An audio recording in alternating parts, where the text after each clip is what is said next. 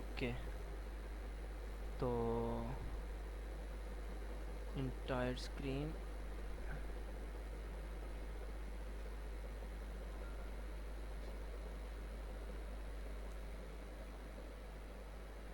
सही है। आमना शहजाद,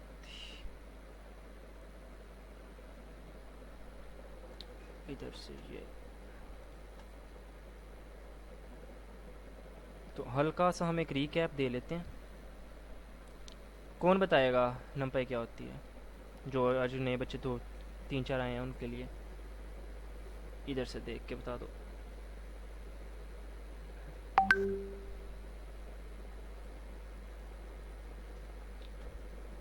एनी, हाँ निशा बोलो। एक मिनट, यार मैं टैब ओपन कर लेता हूँ, वो ज़्यादा बेटर रहेगा। विंडो, ये, ओके।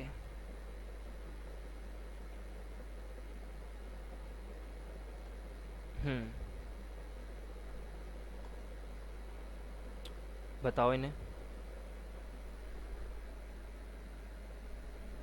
सो NumPy बेसिकली न्यूमेरिकल पाइथन का एप्लीकेशन है। और जितनी भी मैथमेटिकल और लॉजिकल और इसके सॉर्ट ऑफ जो काइंड ऑफ थिंग्स होती हैं वो सारी इस लाइब्रेरी के अंडर होती हैं। और एज अ अरे भी यूज हो सकता है, और इसके अलावा जो पांडाज है उसमें भी इंटरनली नंपाई ही अरेज के लिए यूज हो रहा होता है, क्योंकि ये अरेज के साथ ज्यादा अच्छे से काम कर सकते हैं। हम्म, अच्छा, अच्छी ट्राई थी। अब मैं थोड़ा सा करवा देता हूँ। सो छोटा सा रीकैप ये है कि नमपाई बेसिकली एक पाइथन की लाइब्रेरी है, जैसे आप सी प्लस प्लस में दूसरी लाइब्रेरीज यूज़ करते हो। और उसके पाइथन की लाइब्रेरी है जो क्या प्रोवाइड करती है, मल्टी डायमेंशनल एरे ऑब्जेक्ट्स को डील करना, ठीक है, मैट्रिसेस के साथ, और sort of fast operations on arrays including mathematical logical manipulation सारी, discrete Fourier transforms, basic linear algebra और स्टैट्स के प्रॉब्लम्स, जैसे मीन मीडियन मॉड या मैक्स मीन वाला सारे प्रॉब्लम्स होते हैं ना, वो सारी चीज़ें आप नमपाई के अंदर बड़े इजीली कर सकते हो। पाइथन, मैंने कल भी कहा था कि पाइथन जिन्होंने नहीं की वो पाइथन कर लें। उसकी रीज़न ये थी कि पाइथन क्या करेगी, आपको एक बेस दे देगी कि हम चीज़ों ने हमने आगे कैसे लेके जाए। जिन्होंने पाइथन की हुई है उनको एक आइडिया होगा कि पाइथन में एक लिस्ट डेटा टाइप होता है। लिस्ट के अंदर क्या होता है कि आप हेट्रोजीनियस होती है लिस्ट, कि आप मल्टीपल डेटा टाइप्स को उसके अंदर स्टोर कर सकते हो। तो अब हमने यहाँ पे जो लिखा है ना, ये सीक्वेंस, जो मैंने यहाँ पे सीक्वेंस भी लिखा, मैं इसको चेंज कर देता हूँ। इधर मैं कर देता हूँ लिस्ट। तो ओके, सो जो नमपाई एरे और पाइथन लिस्ट की जो मैंने बात की ना, उसमें हमने थोड़ा सा डिफरेंस ये पढ़ा, और ये उसके तीन चार पॉइंट थे कि नमपाई एरे जो होती है वो क्रिएशन के वक्त फिक्स्ड हो जाती है, पाइथन लिस्ट नहीं होती। नमपाई एरे का एक न्यू फिक्स साइज़ होता है, नमपाई एरे जो है उसमें इसमें सेम डेटा टाइप चाहिए, पाइथन की लिस्ट में नहीं चाहिए। तो ये सारी चीज़ें पढ़ी थी। तो ये होती है बेसिकली आपकी नमपाई, जो डेटा एनालिसिस की एक लाइब्रेरी है पाइथन के अंदर। अब हम आते हैं कोड के ऊपर, कि आप पाइथन का नमपाई का कोड कर कैसे सकते हो। तो ये सारी जो लाइब्रेरी है ना, ये सारी हमने जब पहले हमने नमपाई कर ली थी तो उसके अंदर लिखी गई थी। तो मैं इसी से ही आपको रिवीजन करवा देता हूँ। ये काफ़ी अच्छी लाइब्रेरी लिखी गई थी, और मैं नोटबुक शेयर भी कर दूँगा सबके साथ, ताकि आप ये कोड यूज़ भी कर सकते हो। ओके, सो फ़िलहाल मैं इसको करता हूँ कमेंट डाउन। फर्स्ट स्टेप होता है आपका, आपने नमपाई को इंपोर्ट करवाना है, ठीक है। आपने नमपाई को इंपोर्ट करवाना है, तो इंपोर्ट नमपाई एज एनपी करना, ठीक है। इंपोर्ट होगी नमपाई। अब सिंपल एक नमपाई की एरे हमने बनानी है। ये नमपाई की एरे बन गई। बनानी कैसे होती है, हमने एक वेरिएबल का नाम लिया, लेट्स मैं इधर बी कह देता हूँ, b is equal to n p, नीचे लिखा एन पी, जैसे भी हमने स्टार लिखा, एरे, ये आपकी एम पी डॉट एरे बन गई। अब इसके अंदर हमें एक पाइथन की लिस्ट पास कर देते हैं, 4 5 6 7 8। मैंने ये पाइथन की लिस्ट पास कर दी। अब अगर मैं प्रिंट करवाऊँगा ना, प्रिंट बी, और इसको मैं रन करता हूँ, मेरे पास ये देखना 4 5 6 7 8 ये आ गए यार। ओके सही है। सो ये 4 5 6 8 आ गया। क्लियर हुआ। हम सिंपल एक नंपाई की एरे बनाते किस तरह है। अगर पता कैसे चलेगा कि ये नंपाई की एरे है, बड़ा सिंपल है। टाइप लिखो इधर, टाइप कीवर्ड, साथ इसके अंदर बी डाल दो। ये लो, इसको साथ में प्रिंट करवा लेते हैं। ये इसको मैं बंद कर देता हूँ, अब आ जाएगा। आया क्यों नहीं, प्रिंट करवाता हूँ। आना तो चाहिए था वैसे इसको, खैर कोई नहीं। ये देखो क्लास क्या है, numpy dot n d array. तो हम इससे ये चेक कर सकते हैं कि ये numpy की एरे है। सही है। हम एक सिंपल numpy की एरे इस तरह बना लेते हैं। अच्छा, अब मल्टीपल फंक्शंस होते हैं एक numpy की एरे के अंदर जो आप कर सकते हो। किसी ने सवाल नहीं, अच्छा वो छोड़ के गई। हम ये जो स्टार्टिंग में हम्म। स्टार्टिंग में जो इसकी जो टाइप प्रिंट करना, स्टार्टिंग में जो आउटपुट में क्लास है, ये क्लास वही क्लास है जो अभी हम लूप में कर रहे हैं या फिर? वही क्लासेस होती हैं numpy, या कोई भी आप, आपको आइडिया को होगा कि हाँ मरियम एक मिनट मैं इसको आंसर कर दूं पहले। आपको आइडिया ये होगा कि जो आप इंटीजर्स पढ़ते हो ना, इंटीजर्स, फ्लोट्स, डबल, ये भी क्लासेस हैं। ठीक है। और जो हम अभी पढ़ रहे हैं ऊप के अंदर क्लासेस, वो भी क्लासेस हैं। तो वो बिल्ट इन क्लासेस हैं। सेम जो कोई भी डेटा टाइप जो होती है ना, वो एक हर पाइथन में समझ लो कि हर चीज़ एक ऑब्जेक्ट है। ठीक है। और एक हर ऑब्जेक्ट का बाजार है, फिर एक क्लास होगी। तो ये सारी क्लास वही होती है, हर जगह में आपको क्लासेस वही कॉन्सेप्ट मिल रहा होता है कि एक क्लास है, उसके आगे आप जो हम ए बना रहे हैं ना, ये ए एक ऑब्जेक्ट होता है। इंट ए अगर मैं लिखता हूँ ना, तो इट मीन्स के इंट एक क्लास है और ए उसका ऑब्जेक्ट है। ठीक है। हमने तो उसको डेटा टाइप पढ़ा है ना हमेशा से, लेकिन वो एक क्लास होती है बेसिकली। तो प्रिंट भी एक जो है आपके पास फंक्शन होता है। तो ये क्लास वही है जो हमने वहाँ पे पढ़ी थी। हाँ मरियम बोलो अब। नुज़न ये रिपीट करना प्लीज़, ये मुझे समझ नहीं आई कि ये किस तरह लिखा है और ये क्या प्रिंट कराने के लिए लिखा है, ये जो पहले वाला लिखा है। इसको मैं करता हूँ डिलीट।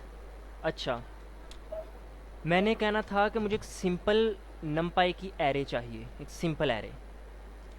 तो उसका जो एक सिंटेक्स होता है ना, बेसिकली वो होता है कि आपने उसको एन पी डॉट एरे के अंदर लिखना होता है। ठीक है। नमपाई के सिंपल एरे को आपने किसके अंदर लिखना होता है, एन पी डॉट एरे के अंदर। आपने कुछ भी यूज़ करना है ना, आपने नमपाई के अंदर आपने एन पी डॉट लाजमी लिखना है। N P dot min, N P dot max, N P dot identity, N P dot array, हर चीज़ के पहले एन पी लगेगा। एन पी किस चीज़ का है, वो ये रेफ़र कर रहा है कि ये नमपाई है एज एन। अगर हम मैं यहाँ पे नमपाई ना करता, ये देखो, अगर मैं ये चीज़ ना लिखता एज एन पी नहीं लिखता मैं, और मैं अब इसको रन करवाऊँगा ना, ये मुझे एरर देगा। इधर से उसने नहीं दिया। अच्छा वो सही है, ओके ओके। ठीक है।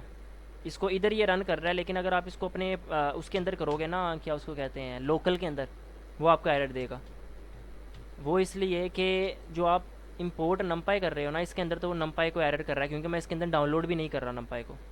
तो फिर मुझे एन नमपाई पूरा लिखना पड़ेगा अपने लोकल मशीन में। लेकिन अगर मैं इधर कर रहा हूँ तो मैं इधर, ये देख खुद ही एन पी आ गया। तो ये नाम होते हैं आपके, एन पी आ गया खुद ही। तो इधर मैं उसको सिंपल एन पी कर दूँगा। अब मैं रन कर दूँ, ये रन हो जाएगा। स्टार्ट से समझ आ गई, पहली लाइन समझ आ गई। Import numpy as n p किया। आ गया। सेकंड के अंदर हमने ये बी एक वेरिएबल बनाया जिसके अंदर हम ये स्टोर करेंगे। N P dot array keyword था। ठीक है, सिंपल, जिसके साथ आपने एक एरे बनानी है, और उसके अंदर मैंने एक पाइथन की लिस्ट ऐड कर दी। ये लिस्ट होती है एक पाइथन की। ये भाई पाइथन आप थोड़ा सा पढ़ोगे ना तो आपको ये चीज़ क्लियर हो जाएगी। पाइथन की लिस्ट होती है, सही। मैंने पाइथन की लिस्ट एक ऐड कर दी, उसके अंदर इतना ऐसा, और ये स्क्वायर ब्रैकेट्स के अंदर।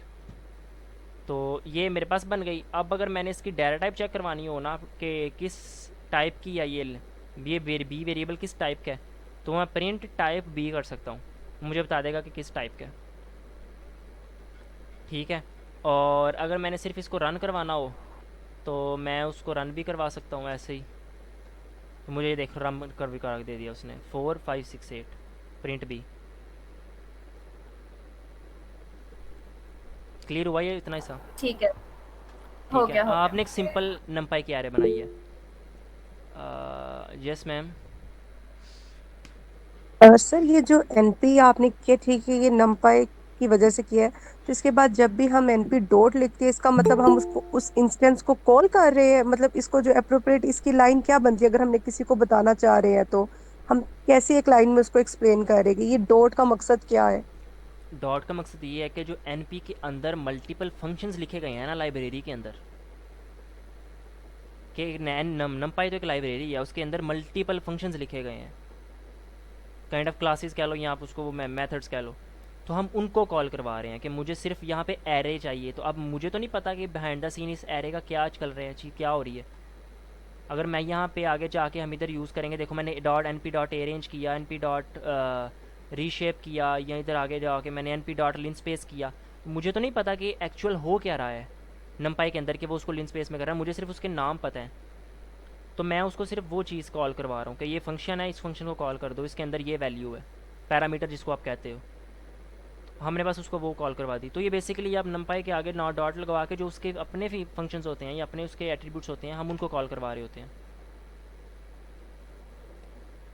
ओके ठीक है, अब सेकंड वाले पे आ जाते हैं। सेकंड वाले के अंदर इसको भी मैं रन करता हूँ, इसको भी मैं रन करता हूँ। अब एक चीज़ देखना कितना इजीली आप नमपाई के अंदर एरेज बना सकते हो। ये अभी मैंने बनाया 1D एरे, 1D एरे। इसको 1D एरे को ना आपने मैथ में बड़ी टर्म्स पढ़ी होंगी जिसको आप कहते हो वेक्टर, ठीक है। ये इस 1D एरे को आप वेक्टर कहते हो, ठीक है। उसके बाद ये 2D एरे बनाया, इसको आप मैट्रिक्स कहते हो, पता नहीं क्या स्पेलिंग होते हैं, मैट्रिक कैसे कुछ होता है, ओके। और ये जो हम 3D एरे अभी बनाएंगे इसको हम कहते हैं टेंसर। ये आपका एक्चुअली मशीन, ये टेंसर वगैरह तो आप मशीन लर्निंग में पढ़ोगे, तो ये होता है, सही है। अब वेक्टर तो हमने बना के देख लिया कि अगर 1D, ये 1D एरे थी ना, 1 डायमेंशनल एरे थी, ये तो हमने बना के देख लिया। अब हम देखते हैं 2 डायमेंशनल एरे बना के। तो 2 डायमेंशनल एरे कैसे बनती है, एक डायमेंशन ये, एक डायमेंशन ये। हुआ क्या बेसिकली इधर कि मैंने किया c is equal to n P dot array, वही इतना काम तो सेम पिछले वाला मैंने किया, सही है। अब इसके अंदर मुझे 2D एरे बनानी है ना, तो 2D के लिए मैं क्या करूँगा, 2D मतलब कि एक लिस्ट के अंदर 2 लिस्ट, तो एक लिस्ट तो ये हो गई, अब उसके अंदर 2 लिस्ट 4 5 6, एक मिनट, 5 6। अब उसके बाद एक लिस्ट तो ये हो गई, अब दूसरी लिस्ट 8 5 2, यार 5 2। अब ये मेरे पास 2D कैरे बन गई। अब मैं अगर यहाँ से प्रिंट सी करवाता हूँ ना, तो ये देखना मेरे पास 4 5 6 8 5 2 आएगा, ये देखो आ गया 4 5 6 8 5 2। अब ये देखो ये 2D एरे है, जैसे इधर दिखा भी रहा है। क्लियर हुआ, हमने 2D एरे कितने आराम से बना ली इसके अंदर। हम इसको एक 2D एरे के एक एक इंडेक्स को एक्सेस भी करेंगे, सब कुछ करेंगे, वो बात की बात है। ये चीज़ क्लियर हो गई? एनी क्वेश्चन अभी तक?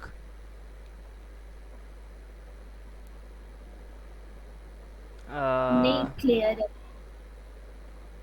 लेक्चर रिकॉर्ड ओके, मैं हाँ कर रहा हूँ साथ, okay. So just like we file use in Python files user app data in Python we do something like function dot से, हाँ काइंड ऑफ उस तरह कह सकते हो बात, ओके। ये आपका मैट्रिक हो गया। अब हम आते हैं टेंसर के ऊपर। सो टेंसर क्या है आपका, अब टेंसर होता है आपका 3 डायमेंशन एरे, ठीक है। सिंपल फिर हमने क्या किया, मैं तो डी करता हूँ, d is equal to n P dot array, उतना काम वही सेम, इतना काम तो सेम है। अब हमने 2 डायमेंशन एरे बनानी है, 3 डायमेंशन। अच्छा 3 डायमेंशन एरे का मतलब ये होता है, ये चीज़ एक लिख लो, 3 डायमेंशन एरे हम क्यों कैसे बना सकते हैं, क्योंकि अब 3 डायमेंशन हम इसको हाइट और विड्थ में तो कर सकते हैं, लेकिन हम उसका 3rd डायमेंशन इधर तो नहीं इनपुट कर सकते, तो वो क्या होती है। सो 3rd डायमेंशन का मतलब होता है कि एक से ज़्यादा 2D एरेज।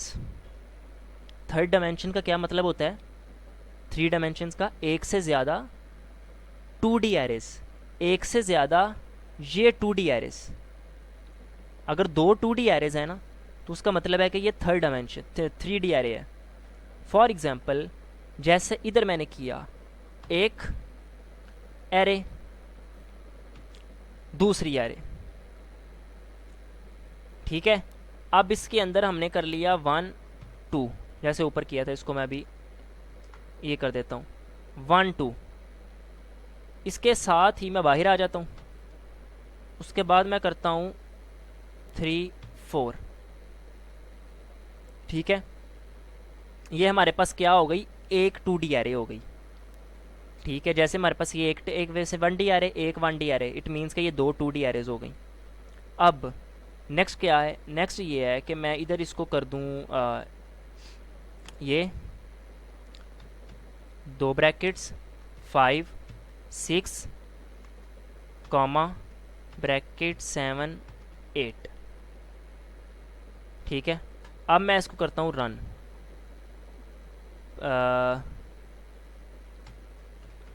प्रिंट डी, तो जब मैं इसको रन करूँगा ना, ये देखना इधर 2D एरे आ जाएंगी।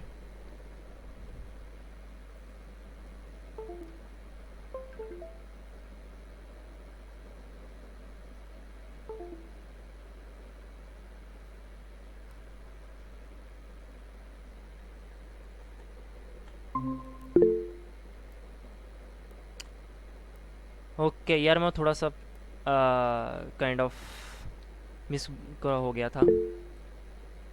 हाँ ओके। सो हम 3D एरे के ऊपर थे, 3D एरे मैं यहाँ पे बना रहा था। अब मैं 3D एरे को रन करता हूँ, ये देखना 3 एरे मैंने क्या बोला, 3D एरे कहाँ से कनेक्ट हुई है, डिसकनेक्ट हुआ था, मुझे बस बता दो। मैंने कहा था कि जितनी 2D एरेज होंगी ना वो 3D एरे होगी। तो ये देखो, एक 2D एरे ये वाली हो गई, दूसरी 2D एरे ये वाली हो गई, तो दो 2D एरेज हो गई, ये हमारी 3D एरे है। अच्छा आगे जाके हम एक और तरीका ये भी पढ़ेंगे कि हम कैसे वो चीज़ ऑटोमेटिकली खुद नमपाई से करवा सकते हैं। अभी तो हम सारी वैल्यूज़ खुद लगा रहे हैं ना, तो ये ब्रैकेट्स कंफ्यूज बंदा हो जाता है कि कितनी है क्या है, तो हम आगे जाके खुद वो चीज़ देखेंगे। अभी तक कैसे मैंने ये 2D एरे 3D एरे बनाई है ये पता चला है, ज़रा इस पर गौर करो। ये 3D एरे बड़ी इंपॉर्टेंट है, इस पर गौर करो ज़रा।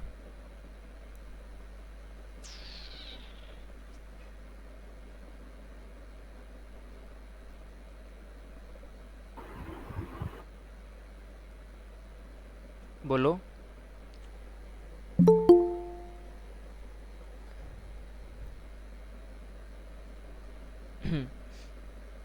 इसमें हमने दो 2D एरेस मिला के एक 3D एरे बनी है ना, हाँ जो ये वाली है। हाँ हाँ मतलब कि दो 2D एरेज हैं जिनका मतलब है कि एक से ज़्यादा है तो वो 3D एरे होगी। एग्जैक्टली मैंने इधर ऊपर हमने बात की कि सबसे पहले हमने 1D एरे बनाई सिंपल, सेकंड वाले के अंदर फिर हमने एक 2D एरे बनाई, ये बनाई जो ये आ गई हमारे पास, सही है। थर्ड के अंदर ये नज़र नहीं आ रहा, तुम्हें लगने लगा कि मैट्रिक है, मैट्रिक्स जो होते हैं ये 2/3 का 3/3 का मैट्रिक्स है, 3/3 नहीं है, 3/2 का मैट्रिक्स है, 2/3 का मैट्रिक्स। दो रोज़ हैं और 3 कॉलम्स हैं, पहले रो आती हैं फिर कॉलम्स आते हैं। ओके तो अब यही अगर मैं चीज़ एक देखूं तो वो चीज़ यहाँ पे नहीं है, एक 2D एरे ये, दूसरी 2D एरे ये, सही है। अच्छा अब हम इसको इधर से देखते हैं, एक मिनट।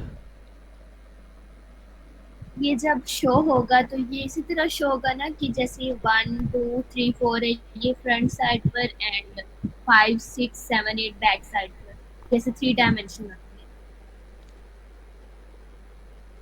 किसके अंदर? जो हमने ये 3D एरे बनाया है हाँ हाँ उसकी बात करें कि मतलब ये जैसे 3 डायमेंशन होता है वैसे शो होगा, मतलब जैसे हाँ ऊपर हाँ, वाला मैट्रिक्स है अगर तो वो एग्जैक्टली अगर आप इसकी डायग्राम बनाने लाओगे ना वो तो फिर उसी तरह होगी, अगर आप इसकी डायग्राम बनाते हो। लेकिन हमने इम्प्लीमेंटेशन में डायग्राम तो कहीं पे भी करनी नहीं होती, सही है।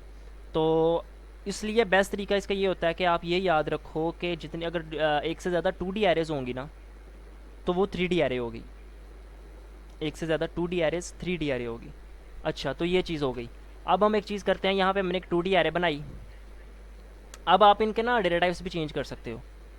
जैसे फॉर एग्जांपल मैंने यहाँ पे ये किया ना, मैंने इधर क्या बनाया था, ऊपर वाले को मैं कमेंट डाउन कर देता हूँ। नीचे आया मैं d इज़ इक्वल टू, और इधर okay d is equal to आके मैंने इधर कर दिया कि stack of books. Okay, so np dot array, इसके आगे हमारे पास सिंपल हमने जो 2D एरे बनाई थी अपनी, इधर से मैं उठा लेता हूँ। तो 2D एरे अच्छा बनेगी किस तरह, सिंपल एक ब्रैकेट लगाई, और ये तो हमारी हो गई एरे की, ये अंदर वाली एक 1D एरे ये हो गई 1 2 3 4, और उसके बाद फिर एक ब्रैकेट, अब ये दूसरी 1D एरे हो गई 1 2 3, एम नहीं है, 2 3 4, एक 1D एरे ये हो गई, एक 1D एरे ये हो गई। अब जो अगर इसको मैं प्रिंट करवाता हूँ, इसको मैं -2 कर देता हूँ, ये देखो 1 2 3 4 1 -2 3 4, 1D एरे एक ये हो गई, 1D एरे एक ये हो गई। अच्छा, अब मैं अगर इसको इसकी डेटा टाइप चेंज करता हूँ ना, इसकी डेटा टाइप मैं क्या चेंज करता हूँ, मैं करता हूँ d type is equal to float. अब देखना सब के साथ पॉइंट आ जाएगा, आ गया। अगर मैं इसको कर दूं बूलियन, तो मैं इसको कर देता हूँ ट्रू, ओहो ट्रू नहीं है, इधर बूल आएगा, true is a data type, bool आना चाहिए इधर, अभी देखता हूँ मैं, आना तो चाहिए वैसे इधर, हाँ आ गया। तो ये देखो सारे ट्रू हैं, लेकिन अगर मैं एक के अंदर यहाँ पे 0 कर दूँ तो फिर क्या आंसर करेगा, मुझे देगा, मुझे देख लेते हैं। देखो जहाँ जब मैंने उसमें 0 एंटर किया उसने फॉल्स कर दिया। डैट मीन्स के अगर हमारे अंदर जो ये नंपाई के अंदर जो बूलियन डेटा टाइप है ना, वो 0 को एज फॉल्स बिहेव करता है, बट 0 को नॉन 0 को वो फॉल्स बिहेव नहीं करता। इवन दो कि मैंने यहाँ पे -2 भी लिखा हुआ है तो 0 से कम है लेकिन वो ट्रू आ रहा है, मैंने 3 लिखा हुआ है 0 से बड़ा है लेकिन वो ट्रू आ रहा है, बट जैसे ही मैंने 0 एंटर किया उसने मुझे फॉल्स कर दिया।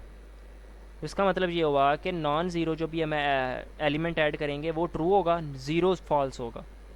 तो ये आप चीज़ भी कर सकते हो। अच्छा, इतनी चीज़ समझ आ गई। आगे हम एक फंक्शन पढ़ते हैं ए रेंज, जिसके अंदर आपको कुछ भी खुद से लिखना नहीं पड़ेगा, आपकी जान छूट जाएगी कि हमें एरेज खुद से लिखनी पड़ रही हैं, ये नहीं लिखनी पड़ेंगी। अभी तक क्लियर है? ये हमने 4 सेल्स पढ़े हैं अभी तक। अभी तक क्या किसी क्वेश्चन तो पूछ लो।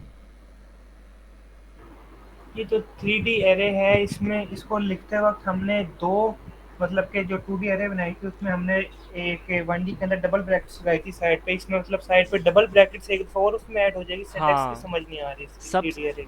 3D एरे की सबसे पहले समझ लो कि जितनी डायमेंशंस बढ़ती जाएंगी ना उतनी ब्रैकेट्स बढ़ती जाएंगी। सही है। 2D एरे के अंदर हम 2 ब्रैकेट्स यूज़ कर रहे थे ना, एक हर एंड 1D एरे की अपनी ब्रैकेट और एक एक्सटर्नल ब्रैकेट जो बाहर उसको 2D एरे रिप्रेजेंट कर रही है। अब इसके अंदर वो 2 ब्रैकेट्स तो आएंगी आएंगी, उसके साथ 3D एरे है तो इट मीन्स के इसके साथ एक और ब्रैकेट आएगी, तो एक ब्रैकेट बस बढ़ गई है। तो ऊपर 3D ब्रैकेट में 3 ब्रैकेट्स आ रही हैं, 2D में 2 आ रही हैं और 1D में वही का आ रही है। सही, ठीक। बस जितनी डिमेंशंस बढ़ती जाएंगी उतनी ब्रैकेट्स बढ़ती जाएंगी, लेकिन अभी उसकी भी टेंशन लो ना लो, वो अभी चीज़ कवर अप हो जाती है। ये जो कन्फ्यूजन है ना ब्रैकेट्स वाली, ये क्लियर चली हो जाती है। तो आपके सामने सर एक नया फंक्शन आता है जिसको हम कहते हैं ए रेंज। आपको कुछ भी खुद से लिखने की ज़रूरत नहीं है। ए रेंज एक फंक्शन है, जैसे पाइथन के अंदर रेंज फंक्शन होता है, आपको वो ऑटोमेटिकली एक आप उसको इनिशियल पॉइंट बताओगे, लास्ट पॉइंट बताओगे, स्टेप साइज़ बताओगे, वो आपको ऑटोमेटिकली एक एरे जनरेट करके दे देगा। सही है। फॉर एग्ज़ाम्पल मैं इसको कहता हूँ np dot A range, start करो 2 से, एंड करो 14 पर, और स्टेप साइज़ कितना है 2। सही है। आप पता है क्या करेगा, 2 4 8 6 8 7 6 8 10 12 इस तरह वो चलेगा। देखना क्लियर हुआ। अच्छा, अब मुझे कोई यहाँ पे बता सकता है फ़ाहद वगैरह को छोड़ के कि ये 14 क्यों नहीं आया? इवन का 14 भी तो मैंने ऐड किया है, और 2 के स्टेप पे साइज़ है सर 2। लास्ट वाला काउंट नहीं होता। एग्जैक्टली, सो लास्ट वाला होता है वो एक्सक्लूड होता है पाइथन के अंदर। जिसकी जितनी भी इंडेक्सिंग है उसके अंदर जो आपका फर्स्ट वाला होता है ना, हिस्सा पार्ट होता है जिसमें आप उसको स्टार्ट कर रहे हो, तो वो इंक्लूड होगा, बट लास्ट वाला एक्सक्लूड होता है, लास्ट वाला ऐड नहीं होता। तो आपको इसलिए उसको 14 करना पड़ा, लाइक 14 वो इसलिए ऐड नहीं कर पा रहा। अगर मैं यहाँ पे 15 करता ना, अब वो देखना उसको ऐड करता, अब 14 आएगा। ये देखो 14 आ गया, सही है। तो क्योंकि अब 15 लास्ट है तो 15 वो ऐड नहीं करेगा। अच्छा, तो ये आपका एक ए रेंज फंक्शन हो गया जिसके अंदर अब आपको कुछ खुद से नहीं लिखना, आपको देखो ऑटोमेटिकली एक रेंज दोगे आप उसको, फर्स्ट वाला स्टार्टिंग, सेंटर वाला लास्ट। और अच्छा, ये आपको स्टेप साइज़ देने की भी ज़रूरत नहीं है, ज़रूरी नहीं है कि आप स्टेप साइज़ दो। मैं अगर 2 और 15 भी करूँ, मैं इसको रन करूँ, मैं 2 से लेकर 15 तक दे देगा, 14 तक देगा, हाँ, क्योंकि 15 नहीं करेगा। तो ये आ गया, सही है। तो ये आपकी 1D एरे इस तरह भी बन सकती है। अच्छा, अगर मैं कहता हूँ कि मुझे ऐसे ही ए रेंज से 2D और 3D एरे को बनाना है, तो मैं वो चीज़ कैसे कर सकता हूँ? और इसमें आपको जितनी मर्जी डायमेंशंस की बनाओ, आपको कुछ भी लिखने की ज़रूरत नहीं है। वो पता चीज़ कैसे हो सकती है?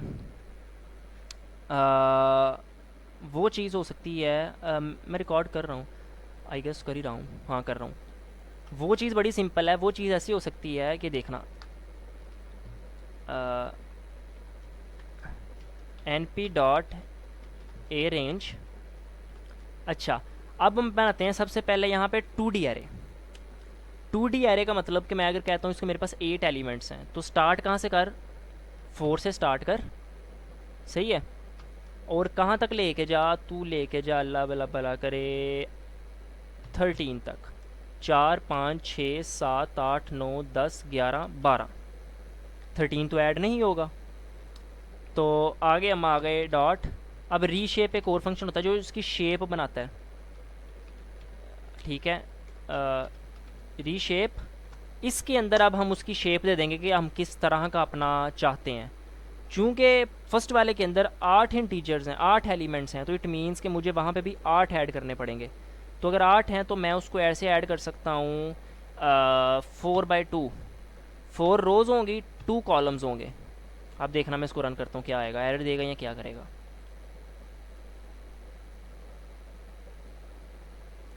एरर दे रहा है, क्या दे रहा है एरर? नमपाई, यार इसके स्पेलिंग गलत है।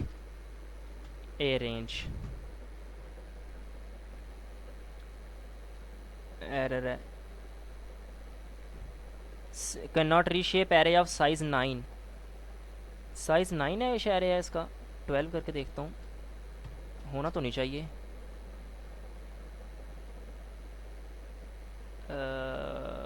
ओके, सो अब रन हो जाएगा।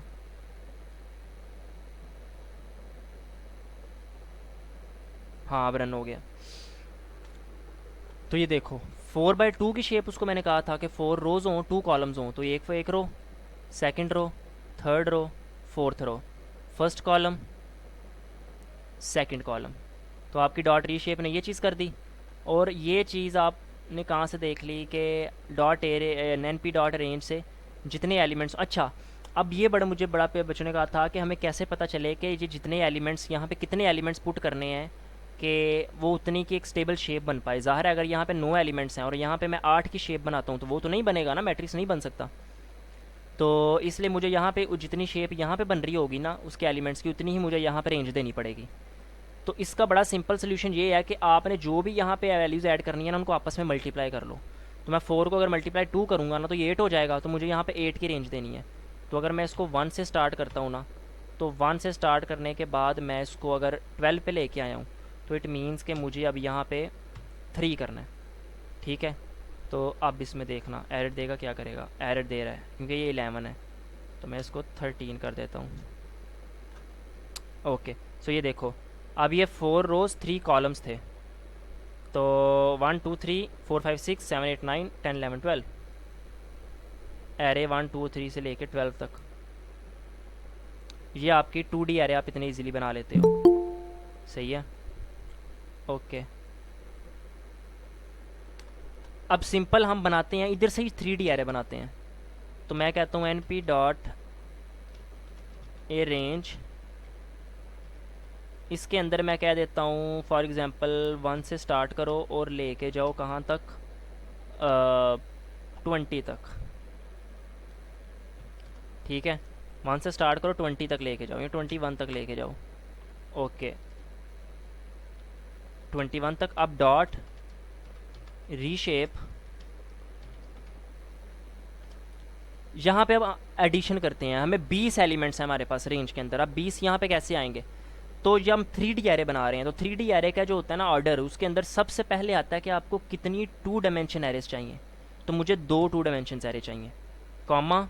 अब आएगा रो, आपको कितनी रोज़ चाहिए, तो मुझे फॉर एग्ज़ाम्पल मैं कह देता हूँ 3 रोज़ चाहिए।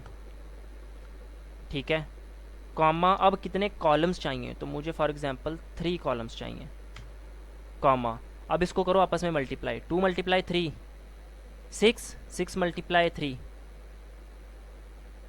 18। हाँ, तो यहाँ पे तो 20 में हमारे पास है, तो हम इसको करते हैं 19। अब 19 चूँकि लास्ट वाला इंक्लूड नहीं है तो ये 18 तक चलेगा। अब ये देखना, 2 2D एरेस बनेंगी 3x3 के सीक्वेंस के साथ। ये देखो 2 2D एरेस बनी है, एक 2D एरे दूसरी 2D एरे 3x3 के सीक्वेंस के साथ। अगर मैं इसके एलिमेंट्स बढ़ाऊंगा, मैं यहाँ पे अपनी 2D एरेस भी बढ़ा सकता हूँ। फॉर एग्ज़ाम्पल कि मैं इसको 2 कर देता हूँ और इसको भी मैं 2 कर देता हूँ और इसको मैं 3 कर देता हूँ। अब 3 × 2 6, 4 करता हूँ इसको 3 3 3 × 3 9 9 18। ठीक है, अब ये देखना, अब 3 2D एरेस बनेंगी, हर 2D एरे की 3 रोज़ होंगी और उसके 2 कॉलम्स होंगे। ये देखना 3 2D एरेस बन गई हैं, एक है 2D एरे, दूसरी 2D एरे, तीसरी 2D एरे। हर एक के 3 रोज़ हैं और हर एक के 2 कॉलम्स हैं। तो आप इस तरह बड़े इजीली उसको रेंज दे के 3D एरेस भी बना सकते हो। क्लियर हुआ?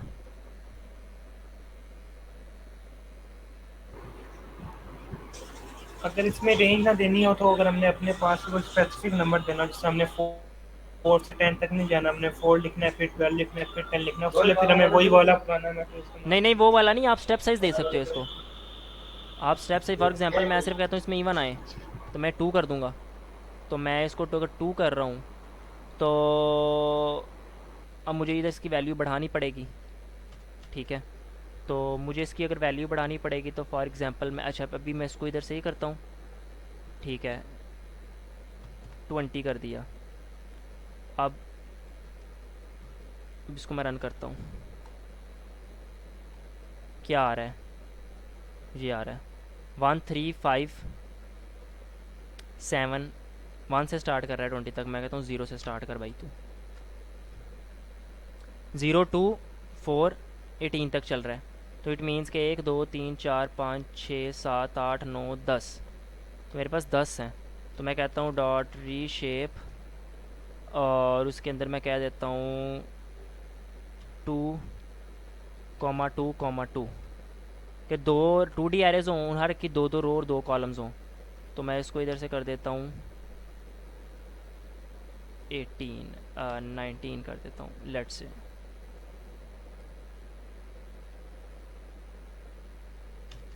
17। सो रन करके देख लेते हैं एरर आएगा नहीं आएगा। एरर आएगा। So can not shape array size of 4 into the shape 2 2 2। Okay okay okay, 17 करना था, 9 है तो फिर हम इसको 16 15 करते हैं। ओके, सो ये देखो रन हो गया। 0 2 4 6 8 10 11 12। अगर आपने इसको और स्पेसिफिक करना है, आप इसको अलग शेप दे सकते हो, स्टेप साइज दे सकते हो। उसके आगे हम जाके कोड टेक्निक पढ़ेंगे जिसके अंदर आप उसको फर्दर अपनी मर्ज़ी से बना सकते हो, कर सकते हो। तो ये एक चीज़ आपकी हो गई। आप 3D एरेस को इस तरह भी बड़े इजीली बना सकते हो रेंज के फंक्शन के साथ। और डॉट रीशेप फंक्शन आपका बेसिकली क्या करता है कि आपको शेप बनाने देता है कि आप किस तरह की शेप चाहते हो अपने मैट्रिक्स की या अपने टेंसर की, तो आपको उस तरह की शेप बनाने देता है। सही है।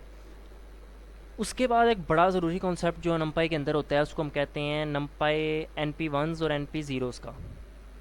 NP1s का मतलब ये है कि आपने एक मैट्रिक्स बनाया है और आपने उसको कह दिया है कि इसकी वैल्यू 1 कर दो, तो अब उसकी 1 वैल्यू होगी सारे मैट्रिक्स की। ये काम कहाँ पे आता है, या मशीन लर्निंग के जब एल्गोरिथम्स पढ़ोगे वहाँ पे बहुत काम आता है, या न्यूरल नेटवर्क्स की डिफ़ॉल्ट वैल्यू सेट करने के लिए काम आता है।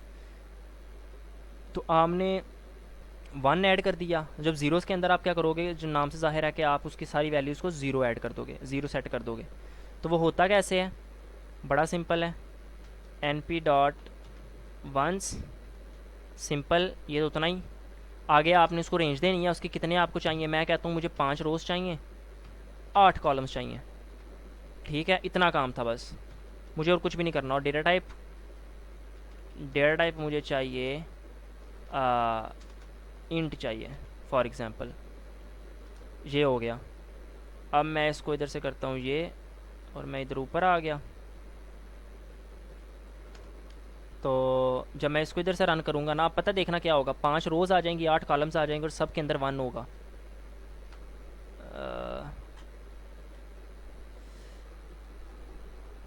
स्लो बहुत हुआ पड़ा ये।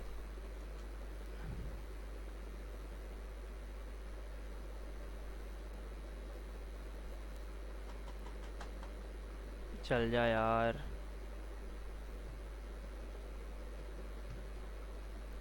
ओके सो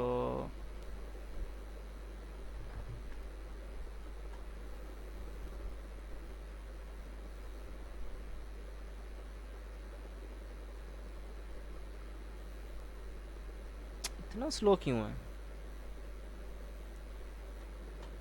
तुम लोग साथ कर रहे हो, कोई बंदा साथ कर रहा है? मैंने कोड शेयर किया हुआ है कल का ग्रुप में, मैं दोबारा कर देता हूँ।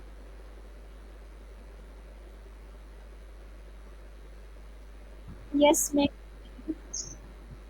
ये क्यों नहीं कर रहा, इसको दोबारा रन करवाते हैं। ओके सो इसको दोबारा करते हैं यहाँ से रीलोड।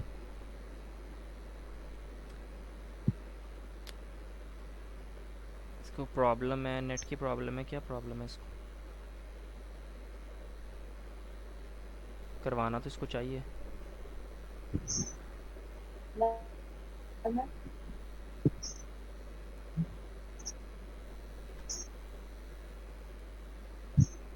मरीन तुम्हारी आवाज़ बहुत कट रही है।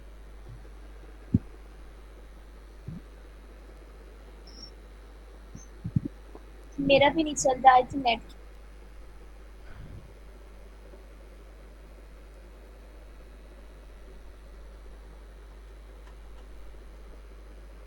ये सबका नेट का प्रॉब्लम है।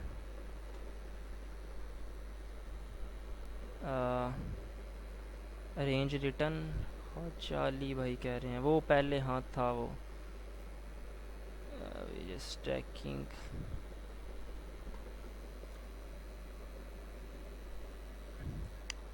ओके सो अब इसको दोबारा रन करते हैं। मैं इसको कनेक्ट करता हूँ यहाँ से। आई होप सो हो जाना चाहिए, अब तो हो जाना चाहिए।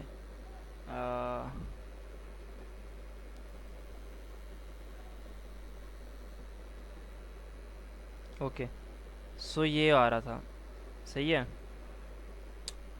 अगर मैं इसको इंट कर दूँ यहाँ पे, इंट access the resource need for display output is problem third party cookies are not by your browser. क्या कर रहे हैं भाई, छोड़ दे जान। ओके सो ये देखो, मैंने एक NP डॉट वंस बनाया, 4 रोज़ थी, 7 कॉलम्स थे, एक रो, दूसरी रो, तीसरी रो, चौथी रो, और 7 कॉलम आप गिन सकती हो, 1 2 3 4 5 6 7। उनके अंदर सारी वैल्यूज़ क्या हैं, इंट की। तो इंट की वैल्यूज़ हैं तो सारा देखो सारे 1 है, क्योंकि ये NP डॉट वंस है, हर एक वैल्यू की वैल्यू 1 होगी। सेम अगर मैं NP डॉट ज़ीरोज़ बनाता हूँ ना, तो वो चीज़ सेम होगी, लेकिन वो सारे ज़ीरोज़ होंगे। सही है, बिल्कुल सेम चीज़ होगी, से यही होगी। और वो NP डॉट ज़ीरोज़ होंगे तो सारे ज़ीरो आएंगे उसके अंदर। तो आपका एक ये फंक्शन होता मतलब है। डेटा टाइप इंट ना इंटर करें तो फिर इसकी जगह तो कोई और इंटर कर डिफ़ॉल्ट, सकते हैं, या हाँ फिर ये हाँ, बूल इंटर कर सकते हो आप, ये लो। इंट बूल में तो ट्रू फॉल्स वो उस पे भी आ जाएगी, बाकी इसके अलावा कोई और तो नहीं होगा, फ्लोट, मतलब फ्लोट स्ट्रिंग वगैरह नहीं? स्ट्रिंग नहीं, मेरा ख्याल फ्लोट इसमें काम मतलब ये करेगी। इसी के लिए। स्ट्रिंग नहीं काम करेगी, वो देख लेते हैं अभी, नहीं काम करेगी। सही एस टी आर करके भी क्योंकि देख वो लेते वन हैं। ऑफ नंबर्स में चल रहे हैं। हाँ, STR करके भी देख लेते हैं, होता नहीं होता। सो वो STR में भी रहा है, लेकिन नंबर्स में कर रहा है उसको, लेकिन वो देखो नंबर्स को स्ट्रिंग में कन्वर्ट कर रहा है। तो वो जो ऊपर ये सिंगल कोट्स आ रहे हैं, तो ये इट मीन्स कि ये स्ट्रिंग है, बट वो है इंटरनल तो नंबर ही है, तो वो कोई फ़ायदा नहीं है करने का। तो इसलिए हम डिफ़ॉल्ट अगर मैं इसकी डेटा टाइप नहीं लिखता ना, तो ये देखना क्या होगा, इसके मैंने डेटा टाइप नहीं। सो इस सारे को उसने डिफ़ॉल्ट किसके अंदर मुझे शो करवाया है, फ्लोट के अंदर, 1 डॉट 1 डॉट 1 डॉट 1 डॉट, तो सारे मुझे डिफ़ॉल्ट में फ्लोट के अंदर शो करवाएगा। तो इससे बेहतर है कि मैं इसको डेटा टाइप के साथ लिख दूँ, डी टाइप इंट, तो अब मुझे सारे वो वंस आ जाएंगे। सेम इस तरह ज़ीरोज़ होंगे, ज़ीरोज़ के अंदर भी आप इंट लगा सकते हो, कुछ भी कर सकते हो, वो सारे आपको वंस दिखा देगा, ज़ीरोज़ दिखा देगा। अच्छा, अब एक नया फंक्शन है जिसको हम कहते हैं np.random.random। अच्छा, मैंने 2 दफ़ा रैंडम इसलिए यहाँ पे लिखा है कि जो नंपाई का लाइब्रेरी होती है, ये रैंडम एक लाइब्रेरी है नंपाई की। इसका मतलब होता है कि आपने रैंडमली कोई भी वैल्यू असाइन कर देनी है, और ये नंपाई जो लाइब्रेरी आपको रैंडम वैल्यूज़ देती है। तो हमने क्या किया, हमने उसको बोला np.random.random 3/4 की एक मैट्रिक्स बनाओ, उसमें रैंडम वैल्यूज़ असाइन कर दो खुद ही। वो 0 से ले के 1 के दरमियान में से खुद ही कोई इसको वैल्यूज़ असाइन कर देगा। 3/4 मतलब 3 रोज़ 4 कॉलम्स, 3 रोज़ 4 कॉलम्स, उसने खुद ही वैल्यूज़ असाइन कर दी। अगर मैं इसको 2 कहता ना यहाँ पे, 2 रोज़ 4 कॉलम्स, आप मुझे 2 रो 4 कॉलम वो दे देता। ये लिख लो। क्यों है इतना स्लो भाई तू, आज ही हुआ पड़ा है। इसको मैं इसका इन्वायरमेंट चेंज करता हूँ, रुको, change run type environment, Python 3 R3 ठीक है, GPU T4, ये तो पैसे मांगेगा, सेव, ओके। सो ये देखो 2/4 था ना, 2 अब रोज़ बन गई हैं। अब 0 से लेके उसने 0 से स्टार्ट किया है, मुझे 1 तक जितने उसमें अंदर से उसने ना मुझे रैंडम वैल्यूज असाइन कर दी हैं ऑटोमेटिकली। आप देखना, अब मैं इधर आ रहा है लास्ट वाली वैल्यू 743 आ रही है। अब देखना अब लास्ट वाली चेंज आएगी।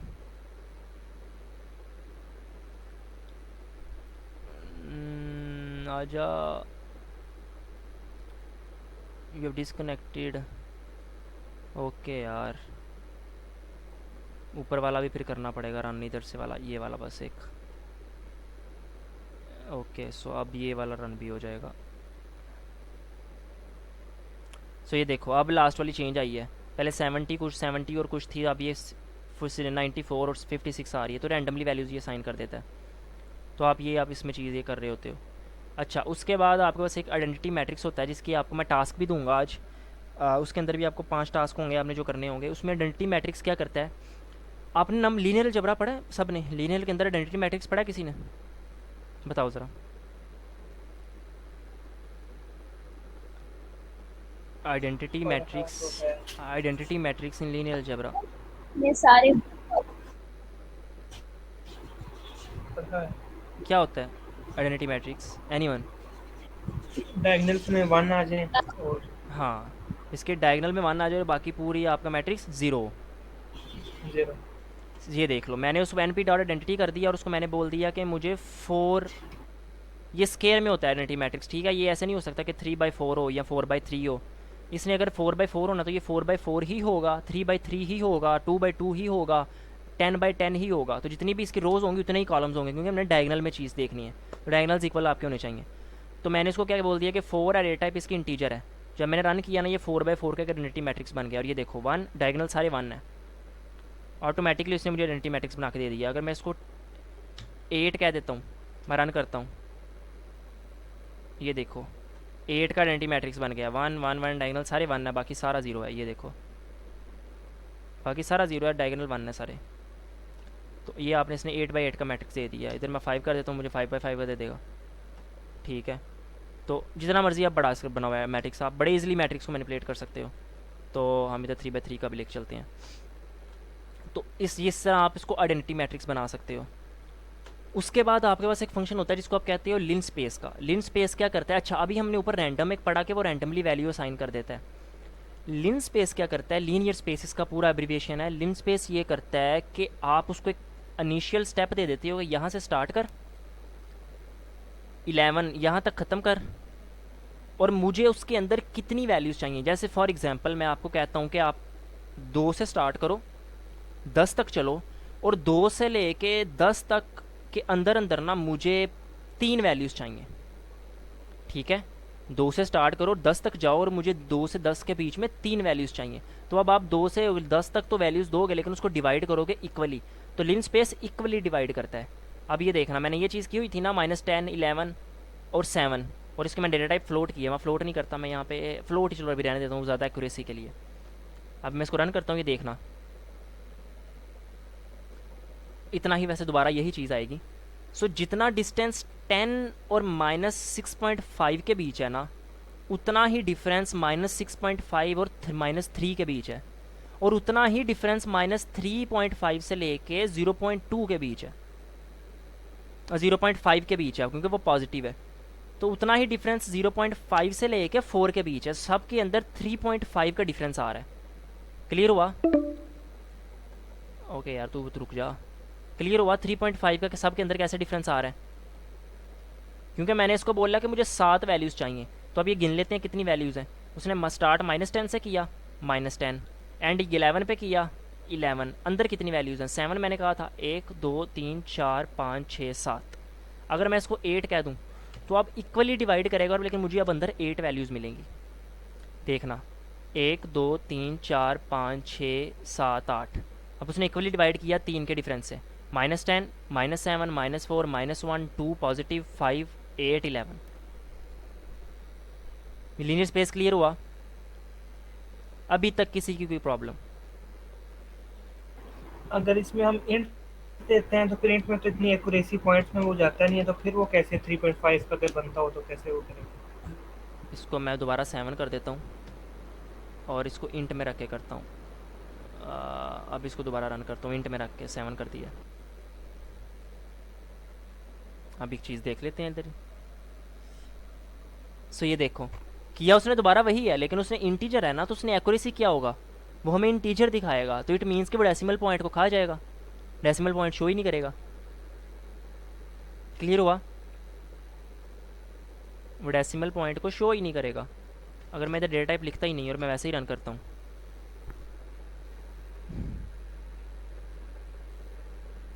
तो हमें क्या आंसर आना चाहिए? सही हो गया? सही सही, लेकिन इसमें ये 11 को इसको काउंट नहीं करना चाहिए, मतलब लास्ट पॉइंट 11, लेकिन इधर ये ले रहे 11 को, इसके जैसे अंदर पाइथन में वो ये स्टार्टिंग चीज़ वाले इधर को लेता डिफरेंस है, है। ये इधर चीज़ डिफरेंस है, इधर ये क्या- चीज़ इसलिए डिफरेंट है कि हम उसको एक रेंज दे रहे हैं लीनियर स्पेस के अकॉर्डिंग, ठीक है। तो वो लीनियर स्पेस के अकॉर्डिंग देख रहा है कि मैंने -10 से स्टार्ट करना है, 11 तक लेके जाना है, और बीच में उसको मैंने 7 मुझे पार्ट चाहिए, 7 दफ़ा मैंने उसको डिवाइड करना है, ठीक है। तो उसको उसके अकॉर्डिंग 7 दफ़ा डिवाइड कर रहा है। जो भी वैल्यूज़ होगी इसके लीनियर स्पेस के अंदर वो होगी। लीनियर स्पेस आप काफ़ी ज़्यादा यूज़ करोगे। अच्छा, आगे आ जाते हैं एरे एट्रीब्यूट्स के ऊपर। सो एरे एट्रीब्यूट्स क्या होते हैं? सो किसी भी वैल्यू के अंदर, फंक्शन के अंदर आप एट्रीब्यूट्स वगैरह पढ़ते हो। यहाँ पे ये मैंने जैसे एग्जांपल दी, जो हमने ऊपर की एग्जांपल वही है। यहाँ पे मैंने क्या किया, मैंने A1 बनाई है, उसके अंदर मैंने क्या किया, np.arrange 10 वैल्यूज़ ऐड कर देंगे, 10 एलिमेंट्स हों। डेटा टाइप मैंने क्या कर दी उसकी, int 32। अच्छा, एक और चीज़ याद रखना, इसके अंदर ना नंपाई के अंदर आपने इंटीजर पढ़ा होगा कि एक इंटीजर होता है, int 8 भी होता है, int 16 भी होता है, int 32 भी होता है, int 64 भी होता है, ठीक है। हर इंट की स्टोरेज कैपेसिटी दूसरे से ज़्यादा होती है। नंपाई डिफ़ॉल्ट आपका इंट 64 स्टोर करता है, जो नंपाई है वो डिफ़ॉल्ट आपका इंट 64 स्टोर करता है, लेकिन हम उसको खुद बता सकते हैं तो हम कितना चाहते हैं। मैं नॉर्मली इंट 32 पे काम करता हूँ, तो इंट 32 हमने इधर कर दिया, और मैंने साथ में लिख भी दिया कि ऊपर वाला अबव इज़ वेक्टर। इधर मैंने जब भी उसका 12 किया ना, तो 12 करने का पर्पज़ ये था कि 3/4 हो गया। अच्छा, अब एक और चीज़ है, यहाँ पे तो हम रेंज दे रहे थे ना, इधर ये कह रहे थे हम 2 15 कर रहे थे, स्टार्टिंग और एंडिंग कर रहे थे। हम स्टार्टिंग और एंडिंग नहीं करते, हम उसको वैसे ही कह देते हैं कि मुझे 8 तक रेंज चाहिए या मुझे 12 तक रेंज चाहिए, तो हम उसको 12 तक तो कह रहे हैं। जैसे मैंने इधर दोबारा इसको रन करता हूँ, अब चीज़ें देखना। पहला मैंने उसको कह दिया मुझे 10 तक चाहिए, तो 10 से इंक्लूड नहीं होगा, तो उसने 0 से स्टार्ट किया, 10 तक खुद ही ले गया, तो अब इज़ वेक्टर। अब मैंने उसको बोला कि मुझे A2 को प्रिंट करवाओ, ये 2D एरे है, 12 फ्लोट इसकी टाइप क्या होनी चाहिए, फ्लोट होनी चाहिए। ऊपर वाले की 32x32 टाइप है, इसकी फ्लोट टाइप होनी चाहिए। अब वो 11 तक खुद ही चलेगा, 0 से स्टार्ट हुआ, 1 2 3 एरेज 3 रोज़ हो गए जो मैंने कहा था, और 4 कॉलम्स हो गए जो मैंने कहा था। 11 तक खुद ही चल गया, और मैंने लिख दिया कि बब इज़ मैट्रिक। लास्ट वाले में मैंने उसको कह दिया कि n P dot range a dot reshape 2 by 2 by 2। अब इन सारों को मल्टीप्लाई करो, 8 बनता है। 8 मीन्स कि मैंने जो इधर एलिमेंट ऐड किया 8, वो ठीक है। तो मैंने 3 जब प्रिंट किया तो उसने मुझे 2 2D एरेज दे दी, जैसे कि मैंने यहाँ पे 2D ऐड किया था कि 2 2D एरेज हों, 2 रोज़ हों और 2 ही कॉलम्स हों। सेम चीज़ है, 2 2D एरेज हैं, 2 रोज़ हैं और 2 कॉलम्स हैं। तो अबव इज़ टेंसर। तो ये आपका हो गया जी। निशा हाँ बोलो। तब क्वेश्चन ले लेते हैं अब, जो 2 मिनट 5 मिनट हैं, उसके बाद फिर नई क्लास के अंदर हम ना इसका जो नीचे वाला पार्ट है ना, डेटा टाइप्स को चेंज करना और ऑपरेशंस, हम उसको करते हैं। हाँ बोलो। ये जो फर्स्ट वाले में int 32 लिखा हुआ है, ये क्या है? ये डेटा टाइप है। आपने इंटीजर पढ़े ना, इंटीजर होते हैं तो नंपाई के अंदर कई तरह के इंटीजर्स होते हैं। आगे जाके हम जब इसकी ये डेटा टाइप्स को चेंज करते हैं ना, यहाँ पे ये चेंज डेटा टाइप है, तो इसके अंदर हम देखना, मैं चेंज डेटा टाइप करके आपको 64 8 और सबको दिखाऊंगा अभी। और इसकी कैपेसिटी क्या होती है, मेमोरी में एलोकेशन क्या होती है, वो भी हम बस के बाद भी देखेंगे। तो मैंने इसको सिर्फ इंटी 6032 कर दी है, तो अब इसकी डेटा टाइप इंट 32 है। अब मैं देखना, अगर मैं इसकी टाइप यहाँ पे निकालूँ ना, प्रिंट टाइप A1, मैं प्रिंट टाइप A1 करता हूँ। अब मैंने इसको रन किया, अब इधर देखना, अबव इस वेक्टर के ऊपर प्रिंट की टाइप, इसकी टाइप आएगी। इसकी टाइप अभी इधर वो ये चीज़ दे रहा है। अब जैसे ही मैं इसको ये चीज़ करूँगा ना, NPNDIM, तो ये चीज़ बेसिकली क्या करती है, ये अभी तक तो मुझे बता रहा है कि ये ND एरे है, लेकिन उसकी मेमोरी में एलोकेशन क्या है वो चीज़ नहीं बता रहा। लेकिन जैसे ही मैं इसको आगे जाके शेप में साइज़ कह रहा हूँ, ये साइज़ है ना, तो जैसे ही मैं इसको साइज़ करूँगा तो आपको पता चल जाएगा कि जो 64 बिट है वो कितनी मेमोरी ले रहा है, और 32 बिट कितनी मेमोरी ले रहा है, और जो इंट 8 है वो कितनी मेमोरी ले रहा है। तो आपको इधर आइडिया हो जाएगा, आइटम साइज़ भी है और ये साइज़ भी है। तो इधर आके हम बिल्कुल ये नेक्स्ट वाली स्लाइड्स हैं। ओके, और कोई क्वेश्चन? 2-3 मिनट हैं इसके अंदर, हम इसको करते हैं, फिर उसके बाद हम नई क्लास स्टार्ट करते हैं। थोड़ा क्लियर हुआ है क्या हमने किया, क्या है बेसिकली सारा? इसका पर्पस थोड़ा समझ आ रहा है कि हम जो लीनियर अलजबरा या पूरी ज़िंदगी वो जो कैलकुलस की वो मैट्रिसेस पढ़ते आए हैं, वो चीज़ें करते आए हैं, वो अब कहाँ आहिस्ता आहिस्ता इम्प्लीमेंटेशन उस साइड पे आ रही है।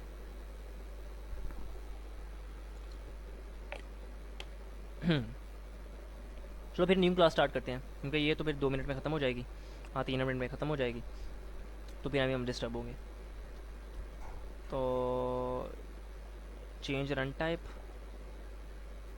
GPU, यार इसको तुझे बाद में करूँगा, छोड़ रहने दे। ओके, मैं आपको लिंक भेजता हूँ।